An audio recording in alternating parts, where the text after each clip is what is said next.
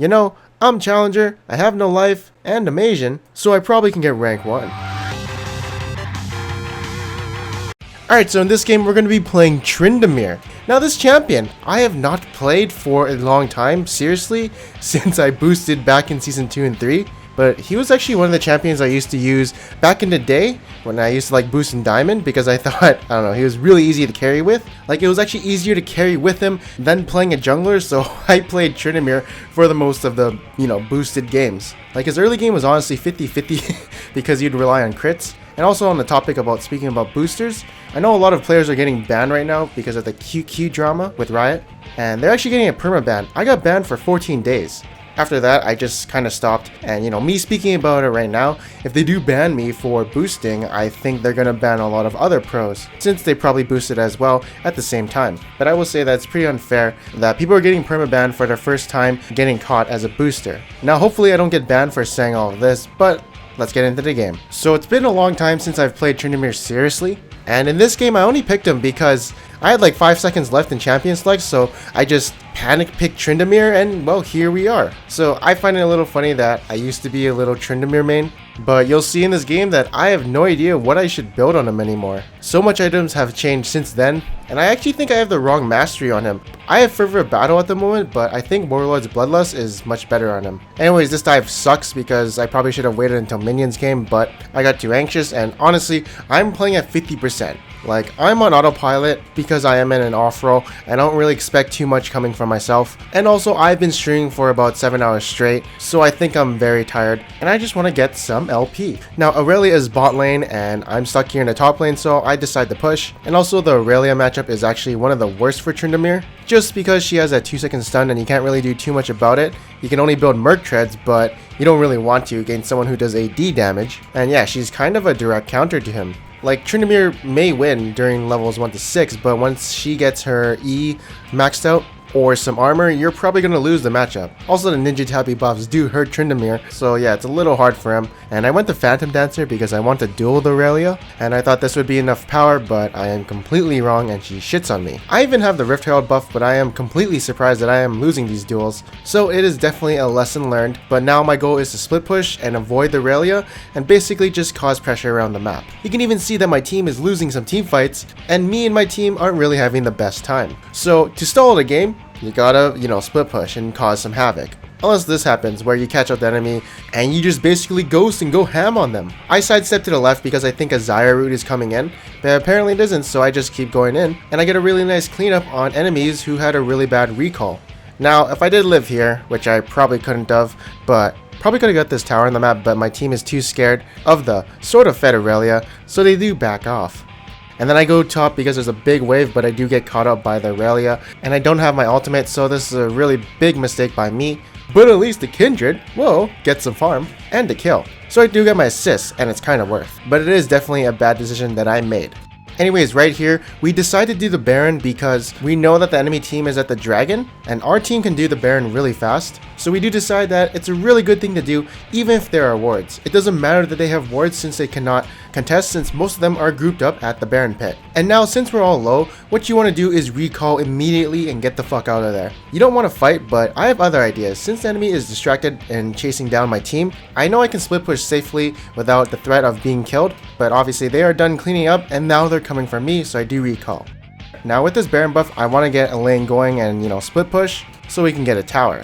Now I do want to avoid the Aurelia, but I do get caught out again, and me personally, when I play top lane, I fucking hate Aurelia because she catches me out so many times when she Qs to a minion and stuns me. And sometimes I think about it, but when I don't, I do get caught out, and it sucks for me. But yeah, I'm avoiding these team fights because, first of all, Tryndamere isn't the best team fighter.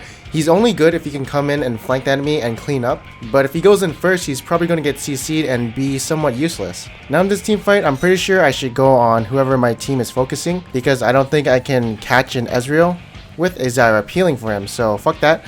And right here, after the teamfight breaks out, I try and go split push top, but I actually do get caught out by an Ezreal flash, and this is just me being a fucking idiot and not really looking at my minimap and paying attention, so that really sucks. But my team does get a nice cleanup onto the enemy team.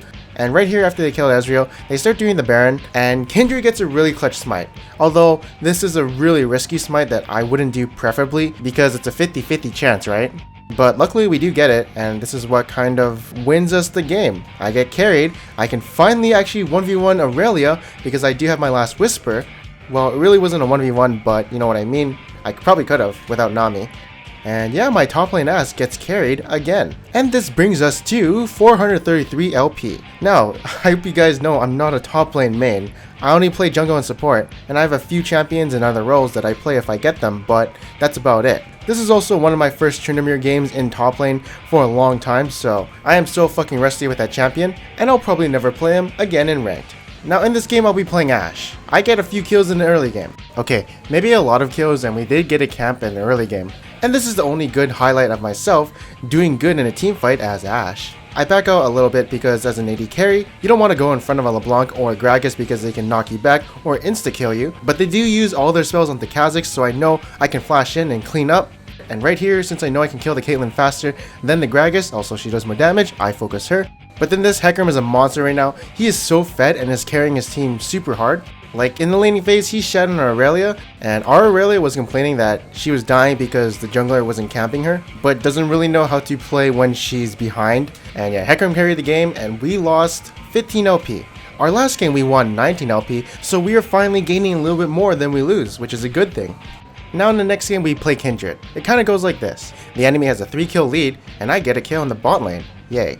Later on, the enemy gets a big lead and is now pushing their lead, but they kind of throw a bit and we get some kills. Then the enemy stops fucking around, does Baron, arrows me, and then we lose the game. And I lose 19 LP. At least it's not 25, but we're going to be talking about this Rek'Sai game. So right here is a really cringe play. So I flash knock up this guy because I know we can kill him if we get the knock up, but he flashes the same time as I knock him up, so that was a really interesting interaction. And I know we can kill this guy if I get another knock up on him, but Graves actually comes out of the bush, and yeah, basically this gank has turned around for the worse, and Victor eventually dies. So it's not off to a good start, and the reason that gank was so bad was because we chased when we had no CC for a very long time, so it was a really dumb idea.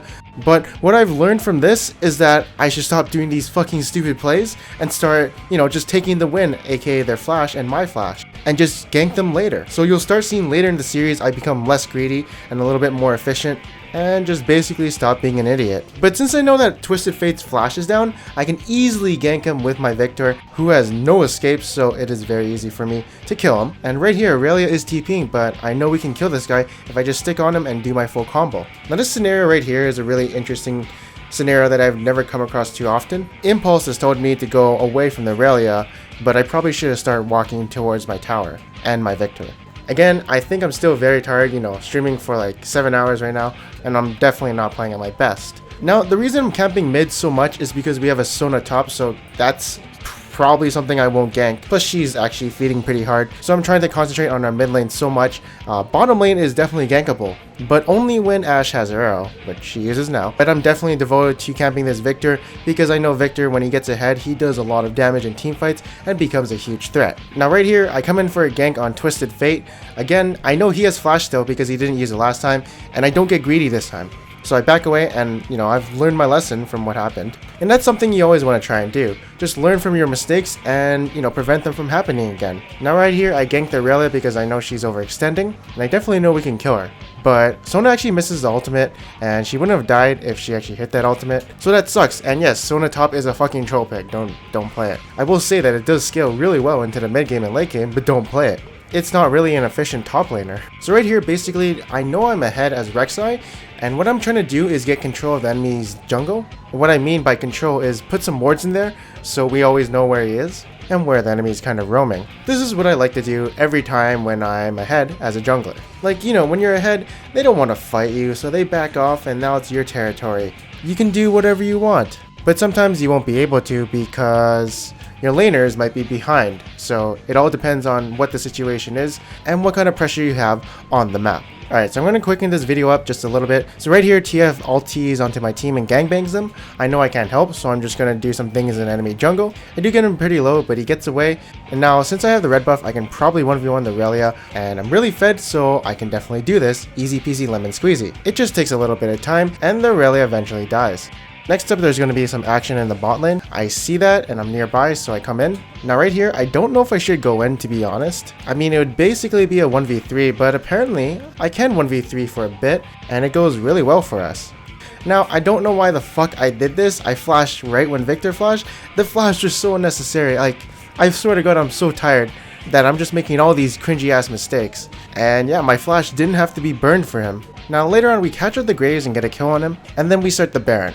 Now, doing the Baron, there's two ways you can go at it. You can use it as a bait, or you just straight up do it and kill it. In this case, we want to fight because we still have a lot of our ultimates. So when I see that Sona has a really nice ultimate onto the enemy team, I definitely want to fight the enemy team and just turn on them so we can get some kills, and then we can either back off and take what we got or keep doing the Baron. And we keep doing the Baron, but one thing we don't really anticipate is the Twisted Fate ult and the Rayleigh coming in. So after the fight with the Sona ultimate, we probably should have backed off. Again, I'm kind of new with this Baron baiting stuff, so I'm not really used to what the call should be, and I'm definitely learning these shot calls around the Baron and doing it and turning and stuff like that. So yeah, we did get a pick on Kate as you just saw, and right here we just straight up do the Baron off that pick. Now we are definitely anxious to fight after we get the Baron buff on it, but the enemy does not want any of that. And right here, the Sona actually baits me into a bad situation. Like, her plan was to go for some picks, but she doesn't have her ultimate. We also don't have Ashe ultimate, and then our team just honestly goes super full retard mode, and we actually get aced right here. Like, to be honest, all we had to do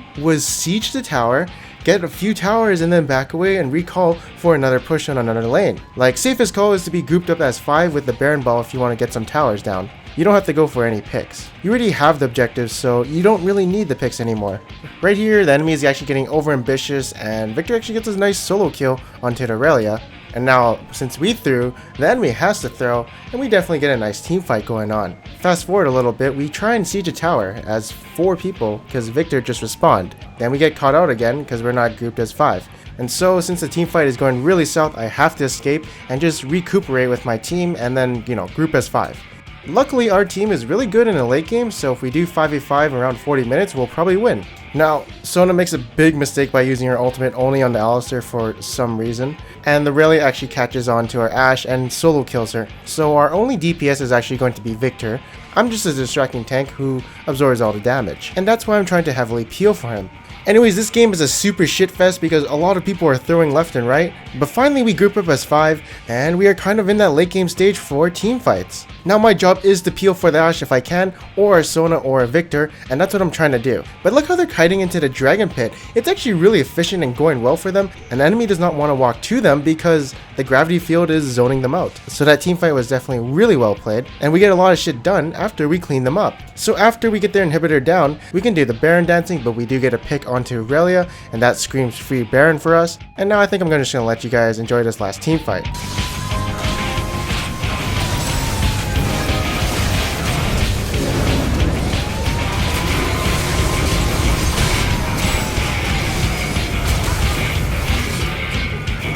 And that's going to be taking us to 421 LP. So that is going to be the final game for today. I hope you guys enjoyed it. On the next episode of Dragon Balls in My Mouth, we'll be playing Hecarim, a jungler that I think is sleeper OP, and I'm starting to try him out in higher elo. So make sure you subscribe to my channel and watch out for that video in the near future. Now if you guys did like this video, make sure to leave a like, and if you didn't, make sure to subscribe. Anyways, I am Panzer Dragon, and the music choice and thumbnail was definitely inspired by DBlackjack21's How to Tryndamere video, as that video is fucking awesome. So yeah, check out that video if you want. There'll be a link in the description below, and I'll see you guys next time.